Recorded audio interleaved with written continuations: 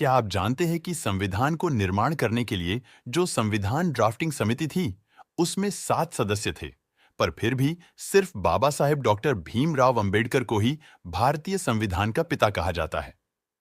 Drafting समिति के सदस्य टी कृष्णमाचारी ने अपने भाषण में संविधान सभा में कहा था, ड्राफ्टिंग के लिए आपके द्वारा नामित 7 सदस्यों में से एक ने सदन से इस्तीफा दे दिया था। एक सदस्य की बीच में मौत हो गई और उसका कोई विकल्प नहीं था। एक सदस्य अमेरिका में था और उसका स्थान भी भरा नहीं गया था, और एक सदस्य रियासत राज्यों के काम में व्यस्त था और उस स्थान को भरा नहीं गया था, और एक या दो लोग दिल्ली से बहुत दूर थे और शायद स्वास्थ्य के कारण उन्हें उपस्थित होने की अनुमति नहीं थी।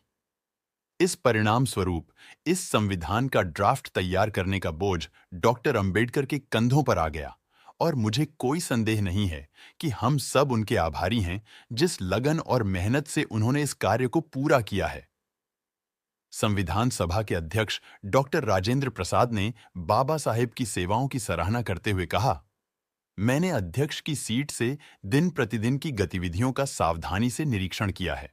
इसलिए मैं विशेष रूप से सराहना करता हूं कि संविधान ड्राफ्टिंग समिति और उसके अध्यक्ष बाबा साहेब द्वारा यह कार्य दूसरों से कहीं अधिक समर्पण और ऊर्जा के साथ किया गया है।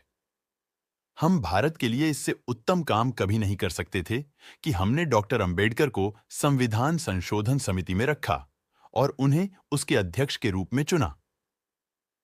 वास्तविक रूप में बाबा साहेब ने संविधान के ड्राफ्ट को अकेले हाथों से लिखा। उनके खराब स्वास्थ्य और व्यस्त व्यक्तिगत सामाजिक सेवा के बावजूद उन्होंने संविधान संशोधन समिति के अध्यक्ष के और संसद के प्रति अपनी जिम्मेदारियां पूरी करी। इसलिए बाबा साहेब को भारतीय संविधान का ड्राफ्ट तैयार करने वाले एकमात्र व्यक्ति के रूप में माना जाता है।